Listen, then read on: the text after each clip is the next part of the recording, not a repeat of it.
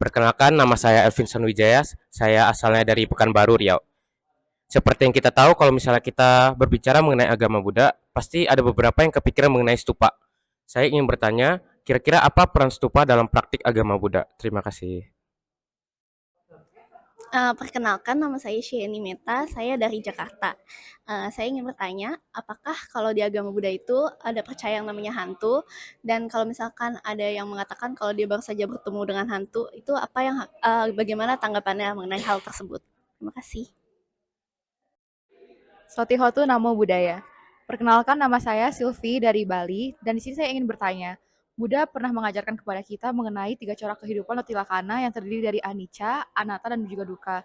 Saya itu penasaran gimana sih relevansi dari anicca ini terhadap banyaknya perubahan di zaman sekarang. Terima kasih. Halo semuanya, perkenalkan nama aku Jeki, aku dari Rumah Talenta BCA. Asalku dari Riau, jadi aku udah mau nanya nih. Nah, jadi kan Katina tuh udah dekat nih, kita udah mau merayakan Katina. Nah, aku nih penasaran kalau misalnya Katina tuh sebenarnya kita ngapain sih dan apa esensi dari Katina itu sendiri. Sekian dari pertanyaan saya, terima kasih. Perkenalkan nama saya Ivan Brilian, saya dari Tembilahan. Saya memiliki pertanyaan. Pada saat puja bakti dimulai, kenapa pemimpin kebaktian terlebih dahulu menyalakan lilin dan dupa? Sekian dari saya, Namo Buddhaya. Selamat siang kepada adik-adik. Terima kasih atas pertanyaan-pertanyaan yang setelah diberikan. Bante, izinkan untuk menjawab. Ya, pertanyaan dari Saudari Silvi, Bali. Tilakana dan bagaimana relevansi hukum ini pada perubahan zaman sekarang ini. Hukum tilakana adalah hukum alam semesta, di mana terdiri dari tiga corak universal yang berlaku di alam semesta ini. Anicca adalah hukum terhadap segala sesuatu yang terbentuk mengalami perubahan. Dukkha, hukum ketidakpertahanan dari segala yang terbentuk tadi. Dan anatta adalah hukum baik yang terbentuk maupun yang tidak terbentuk, itu adalah bukan aku. Referensinya dengan hukum perubahan zaman pada saat sekarang ini, ya sangat referensi sekali, ya, sangat erat sekali.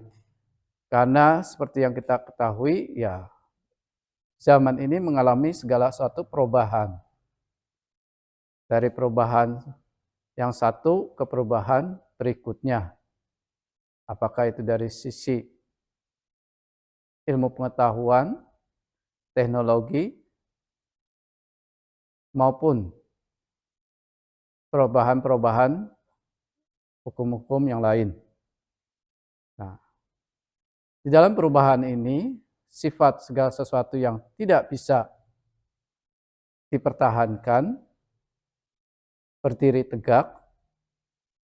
Contoh, seperti Vihara Dhammacakkhu ini. Awal dibangun hingga saat sekarang, ya tentu mengalami perubahan. Dari yang baik menjadi mengalami kelapukan, menjadi usang.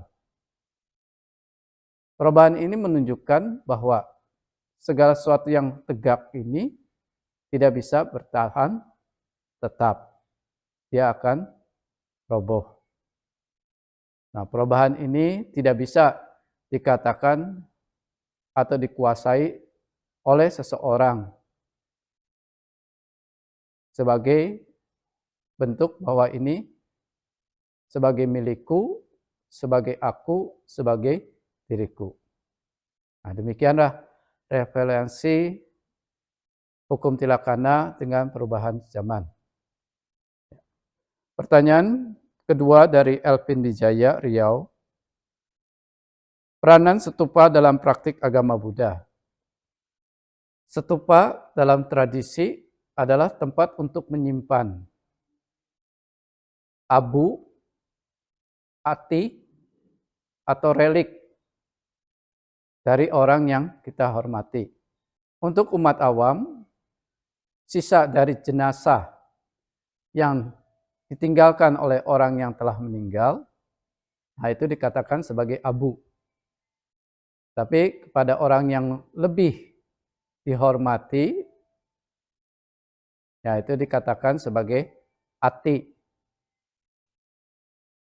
Sedangkan untuk orang yang telah mencapai tataran kemajuan spiritual yang lebih tinggi dan dihormati, nah itu kita kadang mengenal sebagai relik atau saririka datu. Nah, tempat ini untuk menyimpan abu, ati, relik atau saririka datu ini, nah untuk orang yang paling dihormati, nah itu dibuatkan stupa. Nah, seperti kita melihat stupa Borobudur, ya, kemudian pagoda-pagoda di negara Myanmar. Nah, ini untuk menyimpan sisa jenazah dari orang-orang yang sangat dihormati.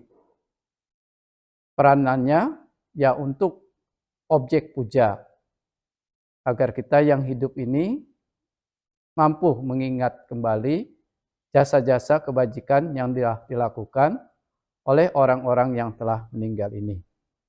Nah, demikian untuk pertanyaan peran stupa dalam praktik agama Buddha. Pertanyaan ketiga dari Seni Meta, Jakarta. Percayakah tentang hantu dan bagaimana sikap kita? Hantu, binatang, manusia, dewa, Brahma, ini dikatakan dalam ajaran agama Buddha sebagai makhluk yang memiliki perpaduan batin dan jasmani. Nah, jadi hantu sendiri adalah bagian dari makhluk yang memiliki batin dan jasmani. Memang jasmaninya berbeda dengan jasmani kita sebagai manusia. Nah, tetapi mereka tetap memiliki tubuh jasmani dan batin. Mengapa mereka menjadi hantu? Nah, karena mereka terlahir menjadi hantu karena kekuatan perbuatan yang tidak baik. Salah satunya adalah memiliki keserakahan. Sehingga terlahirlah menjadi hantu-hantu yang disebut hantu kelaparan atau peta. Nah, bagaimana sikap kita bila kita menjumpai kelompok hantu ini? Seperti orang yang melihat orang yang mengalami kesusahan, sengsara, contohnya kita melihat gelandangan. Nah, sikap baik dari kita yang memiliki cinta kasih, ya kita harus memberi bantuan. Apakah itu memberikan makanan atau memberikan dorongan, semangat. Nah, untuk makhluk peta pun demikian atau hantu ini. Kita harus memancarkan cinta kasih kita kepada mereka. Dan bila hendak berupaya lebih jauh, kita dapat melakukan perbuatan bajik dan mengarahkan perbuatan bajik kita itu kepada mereka hantu-hantu yang mengalami penderitaan ini. Nah, inilah sikap Buddhis yang sepatutnya, bukan dengan kita membaca suatu mantra, doa, atau parita mengusir mereka, tetapi kita berupaya melakukan suatu hal yang terbaik dengan mengondisikan jasa agar mereka turut bersenang atas perbuatan baik kita dan mereka pun dapat terbebas. Nah, selanjutnya adalah pertanyaan keempat dari Saudara Jeki Riau. Katina itu apa? Dan esensinya dari perayaan Katina. Katina berasal dari satu,